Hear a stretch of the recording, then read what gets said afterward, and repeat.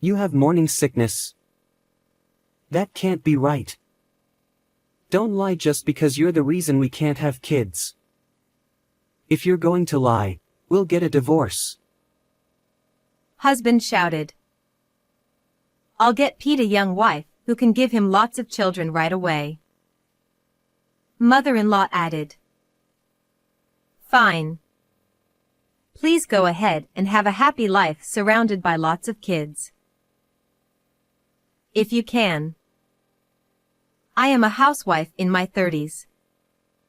After graduating from university, I worked as an office lady, where I met Pete in the sales department. We started dating. Pete was cheerful, stylish, and always made our dates enjoyable. After a year and a half of dating. Fine. Will you marry me? With a straightforward proposal, I decided to marry him. Pete is an only child and lived with his mother. His father had passed away a few years earlier due to illness. Fine. After we get married, I want us to live with my mom. She's still grieving from losing Dad and I don't want to leave her alone. He said this during the proposal. I worried about potential conflicts with my mother-in-law, but when I went to their house to greet her, she was kind and straightforward. FIA, welcome. I made this morning. Would you like to try it? If you're going to marry Pete, you need to learn our family's recipes. She said with a smile. I'd love to learn your cooking. My parents passed away a long time ago, so... My parents had died in a car accident when I was a student, so I had never learned to cook from my mother. My housework skills were all self-taught. I understand your parents have passed away. You can think of me as your real mother. I'm happy to have a daughter since I didn't have one. Encouraged by these words, I agreed to live with my mother-in-law. I thought I could get along well with her. Pete wanted me to be a housewife after we got married. What? But if we both work, we'll have more income and can save up. It's better for our future, right? I told Pete. After all, we would eventually have children, and raising children costs money. So I didn't intend to quit my job right after getting married. But we won't need to pay rent since we'll live at home. And when we have kids, you won't be able to work. I want to start managing on my own income now. I'll work hard. He said, so I quit my job thinking I could start working again if needed. Thus began our married life at his family's home. At first, everything went well. My mother-in-law taught me various recipes and how to clean properly. Mother-in-law, who had been a housewife, was very efficient with housework, and I worked hard to keep up. But then she started saying things like, I can't wait to see my grandchild. Since Pete is an only child, it would be nice for him to have siblings. A boy who looks like Pete would be great, and a girl would be adorable too. You must try, FIA. When will this house become lively? It's so dull with just the two of us during the day. Our neighbor just had a baby. I'm so jealous. When will it be our turn? Every day, she would pressure me about grandchildren. At first, I smiled and nodded, but after several months, it became exhausting. I consulted my husband. Pete, your mom is really pressuring me about having kids. Well, Mom is lonely. When I told her I was getting married, she begged me not to leave her alone. Wait, that's new to me. Is my mother-in-law unable to let go of her son? I asked my husband. Have you ever lived alone? No, why? I suspected my mother-in-law couldn't let go of her son. Will she be able to let go once a grandchild is born? Or am I overthinking this? Anyway, I need her to stop pressuring me about kids. But children are a gift. It's hard for me when she brings it up every day. Can you talk to her? Okay, I'll talk to her.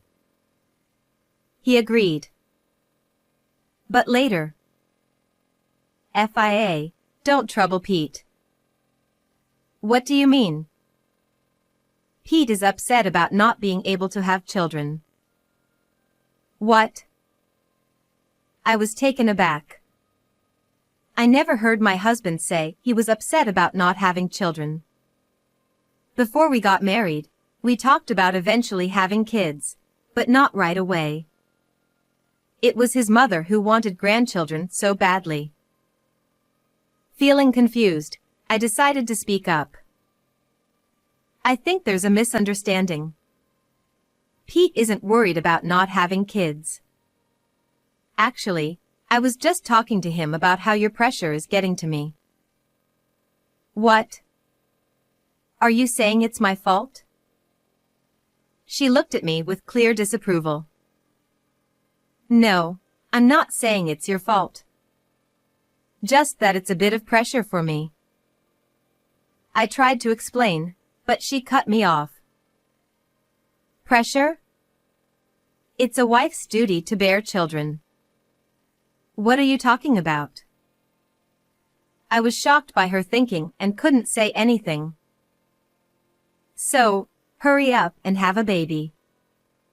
Only then will you be a proper wife of this family, she said confidently. A proper wife? Does that mean I'm not recognized as one yet? Maybe my husband couldn't tell her to stop because he shares her views. Does he? Feeling uneasy, I told my husband what happened. Pete, I asked you to talk to your mom about stopping the grandchild pressure, but you didn't. Now she thinks you're upset about not having kids and I got scolded. I said. Well, Mom's thinking may be old-fashioned, but it's not wrong. Couples without children are on the rise, but that's not right. A wife should have kids. That's why I wanted you to be a housewife. But it doesn't happen immediately after marriage, right? I know that. I'm hoping we'll have our first child next year. What? That's news to me. Sure, I thought we'd eventually have kids, but not this soon. From this point, I started feeling distrustful towards my husband and his family. But if a child were born, maybe everything would settle down, and we could become a happy family. If a long-awaited grandchild were born, she would surely dote on them. I thought so, but even after 3 years of marriage, we didn't have a child. Gradually, her attitude towards me became harsher. Hey, FIA, haven't you cleaned the living room properly? Don't slack off. Today's food is bland. You need to follow my instructions exactly. When will you ever learn our family's taste? Her attitude changed 180 degrees from when we first got married. She also became more persistent about the child issue. The lady across the street, who married after Pete, already has a 2-year-old child. When will our grandchild be born? I want to hold a baby who looks like Pete as soon as possible. Eventually, she said even worse things. Hey, FIA, why don't you go to the hospital? Maybe the reason you can't get pregnant is because there's something wrong with your body? We should have checked that before the marriage. If you were infertile, I wouldn't have let you marry. That's incredibly rude. I'm not just a tool to produce your grandchild. I talked to my husband, but it was like talking to a wall. Well, it's your fault for not getting pregnant, Isn't it? Can you even call yourself a wife? Recently, my relationship with my husband has also been strained. He always sides with his mother and never empathizes with my concerns. But maybe there's something wrong with my body. I began to think that way and finally went to a gynecologist for a checkup. The results showed no issues. But that made me wonder if my husband might have a problem. So, I decided to suggest a checkup to him. Hey, I went to the gynecologist to see if I could get pregnant. The results showed no issues. So, you can get pregnant then. That's what it means, but why don't you get checked too? Just in case there's a possibility. If there's no problem with me, there might be something with him. I wanted him to get checked just in case, but he immediately got angry. What? Are you saying it's my fault? Don't blame me because you can't get pregnant. I'm not blaming you. But if there's an issue, we should address it early so we can have a baby, right? I want a child too. Don't be ridiculous. There's nothing wrong with me. I've never had any issues in my health checkups. Well, they don't check for that in a regular health checkup. But he stubbornly refused to get tested. He even told his mother about it. Then she got angry and glared at me. FIA, how dare you? There's no way Pete has a problem. It's your fault you can't get pregnant. From that day on, every day, I was told, it's your fault. You're a useless infertile woman. Yet, I had to keep trying to have a baby regularly. My heart became more and more troubled. After a while, I started feeling unwell. I felt nauseous and dizzy from the morning. Since it was Sunday, my husband was home, and after preparing lunch for him and his mother, I decided to rest and lay down, but I must have fallen asleep. FIA. Don't sleep in the middle of the day. I was woken up by her voice, and it seemed I had been sleeping for several hours. I still felt nauseous and didn't feel hungry even though it was well past lunchtime. Wait, could this be morning sickness? Now that I think about it, my period hasn't come yet this month. Which means, as I was thinking that, her voice came down from above my head. Hey, FIA, stop daydreaming. It's time to start preparing dinner. Do you think a daughter-in-law who can't even bear a child has the right to nap? At least don't slack off on the housework. I tried to get up, but I still didn't feel well. I'm really not feeling well today. I'm nauseous, and my period hasn't come. It might be morning sickness.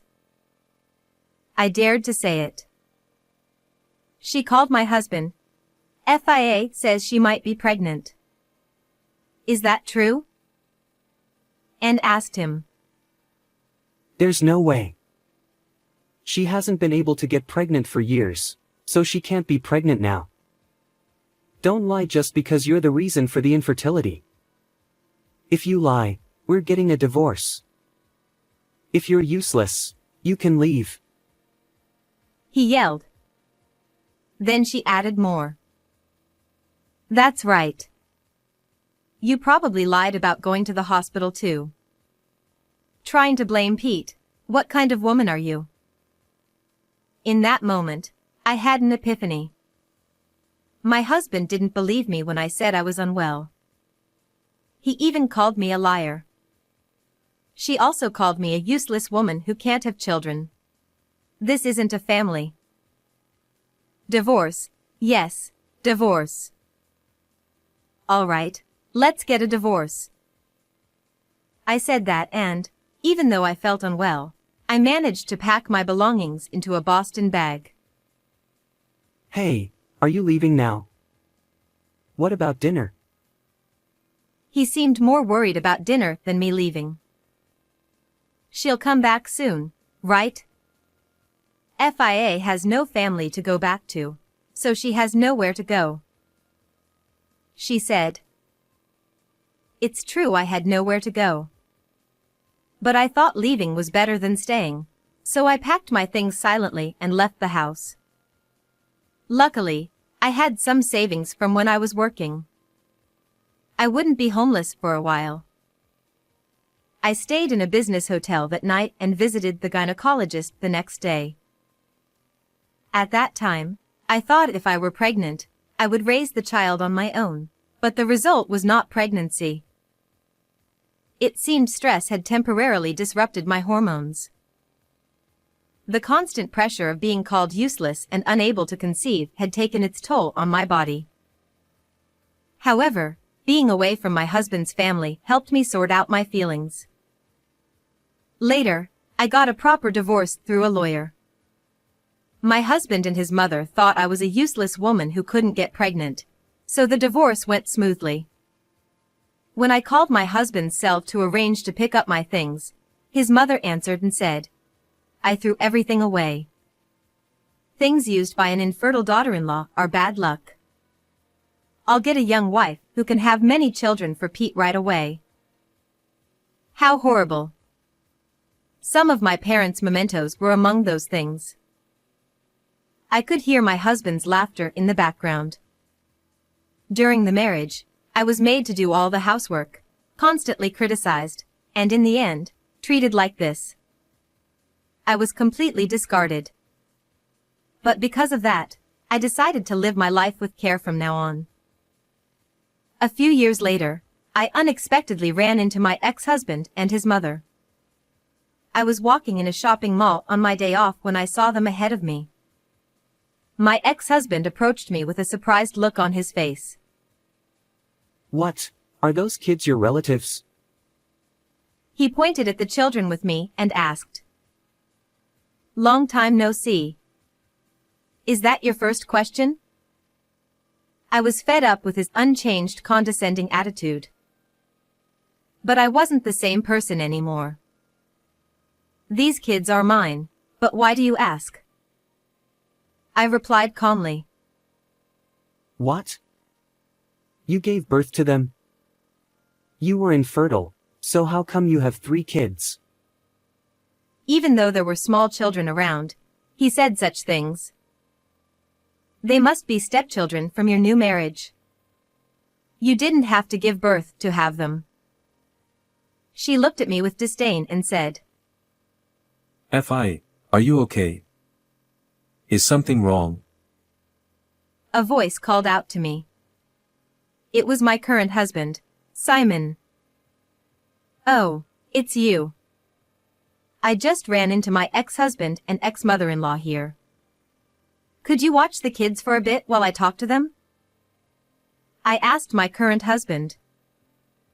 Sure, but are you okay? Should I stay with you?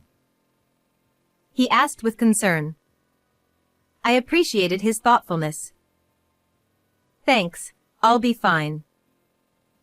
I handed the kids over to my current husband and went into a cafe with my ex-husband and his mother. Are you interested in hearing about the children? Yes. Because it's strange. When we were married, you never got pregnant. Pete continued angrily. Did you deliberately avoid getting pregnant because you didn't want to have my children? Of course not. You know I was constantly being told by your mother about having children. Back then, I desperately wanted to get pregnant. I said, looking at my former mother-in-law. How dare you speak like that? She glared at me. Then why do you have 3 children now? It doesn't make sense. They must be your second husband's kids, right? That would make sense. My ex-husband was trying to convince himself that his theory was correct. My former mother-in-law agreed. That must be it. No, they're all my biological children. I calmly stated the truth. You're lying. How old are they? He demanded. Even though it was the first time he met the children, he referred to them dismissively, which I found distasteful. Remaining composed, I replied, 5, 3, and 1. I got pregnant soon after remarrying. We divorced 7 years ago. After that, I had to find a job, but I had no qualifications apart from being a regular office worker before marriage. However, there was one skill I could market: housekeeping. I had acquired cleaning skills and cooking knowledge from living alone and from my former mother-in-law's training. I leveraged these skills to get a job at a housekeeping agency. As I was single at the time, I could work not only during the day but also on night shifts, which were less popular among employees with families. This allowed me to quickly get the hang of the job. Gradually, I built a clientele who specifically requested my services due to my cooking. A year later, someone took notice of my diligent work: Simon, the CEO of the housekeeping agency. Having lost his mother at a young age and taking over household duties himself, he founded the company. He admired my dedication, and we eventually started dating. After getting married, we were blessed with 3 lovely children. I thought you were infertile. I quickly responded, and you?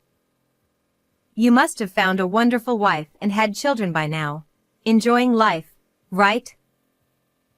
Well, actually. He trailed off, hesitating. Mom said a woman with big hips would bear children, so I married the woman with the biggest hips at a matchmaking party. But she hasn't had any children, and she's lazy and eats all the time. I threw her out. Really, why are there so many infertile women in the world? These 2 hadn't changed a bit. Remember, I told you I was fine when I got tested? And I suggested you get tested too. Did you? Of course not. There's nothing wrong with me. He declared confidently. Don't try to blame Pete. There's nothing wrong with my son. Their delusion of infallibility was evident. But I knew I wasn't at fault and wasn't useless. I had to make them understand that. Assuming you haven't been tested, right? It's too late for us, but for your future, you should get checked. Didn't you say something about morning sickness before the divorce? That means the eldest is mine. He started spouting nonsense. Clearly, he couldn't accept the idea that he might be the problem. That's impossible. Remember the children's ages I told you? They were all born after our divorce. I thought it was morning sickness, but it was stress affecting my hormones. So, I didn't have your child. If there was a problem, it was with you, so get tested. There's no way. As he continued to shout, I turned to my former mother-in-law. Your son should get tested. There could be an underlying health issue. Don't you want to hold a grandchild someday? Ensure he's healthy and find him a good match. Humph. But if he's sick, it's a problem. Pete, let's get you tested. If there's no issue, we can refute her claims. They left with those words. Later, Pete called. Hey. I got tested like you said, and they told me I'm not fertile. He sounded upset. See? I told you it wasn't my problem. What should I do? For some reason, he sought advice from his ex-wife. Why are you asking me? We're divorced. We have no connection. But my mom is mad at me every day for not giving her a grandchild. She never used to yell at me. He sounded like he was about to cry. I had faced that pressure and told him, but he ignored me. Now, he was experiencing it himself. I calmly replied, "That's not my concern. See a doctor and deal with it. Don't call me again." I hung up. Through the grapevine, I heard Pete became a shut-in and stopped going to work. Likely, the cause was his mother. She must have continuously blamed him for the lack of grandchildren, and realizing he was infertile, he fell into depression. His mother, thinking her son was flawless, directed her frustration at him. Meanwhile, Pete, always following his mother's orders, had never faced her wrath until now. The shock of being blamed for the first time at his age must have shattered his mental state. Pitiful. I was glad to have left that family. If I had stayed, I would have been worn out, both physically and mentally. Now, Pete was the one suffering, paying for betraying me and siding with his mother. As for me, I enjoy a happy life surrounded by my lovely children. Parenting is tough and tiring, and there are many challenges. I often lack sleep and feel irritated. But my supportive husband is always there for me, and my children's smiles heal me. We'll continue to raise our adorable children together. How did you like this story? Don't forget to subscribe to our channel. See you in the next video.